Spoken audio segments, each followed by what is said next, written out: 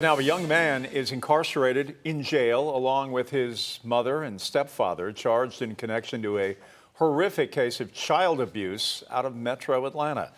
Ethan Washburn is accused of beating his little brother, over the span of 3 years. The same 10-year-old who Griffin police say was being starved to death by his own parents, Krista and Tyler Shinley. 11 Alive's Cody Alcorn is outside the detention center, where the mother, the father, and the son are being held without bond. Cody, this case started unfolding 1 month ago today, right?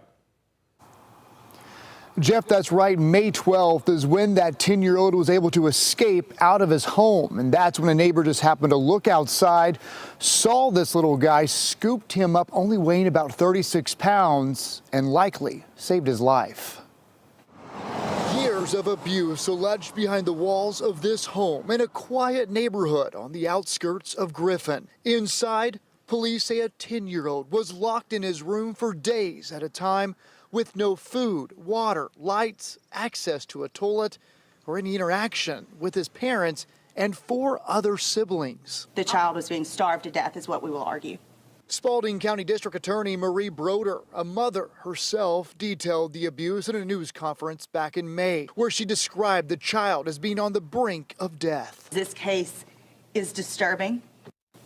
It's heartbreaking. The child was rescued after escaping the home here on Westminster Circle. Hours after a neighbor found the child walking barefoot, his parents, Krista and Tyler Shinley, were arrested. The question everyone was asking, how did no one notice? And why was it only him? We will have a full forensic interview with him and we'll be able to know more about those details. The night of his parents' arrest, 11 Alive watched Krista Shinley's 20-year-old son, Ethan Washburn, remove several items from his parents' home. He refused to answer any questions, the DA probing if he was involved. We are still looking into the family history. A warrant accuses Washburn of punching his 10-year-old stepbrother in the head, body, and face, leaving him, quote, seriously injured after the attacks the warrant alleges happened often.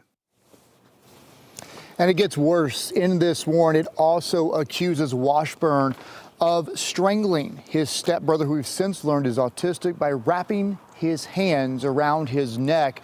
Now, tonight we did try to get an update on that child's condition, but they have not yet told us how he's doing.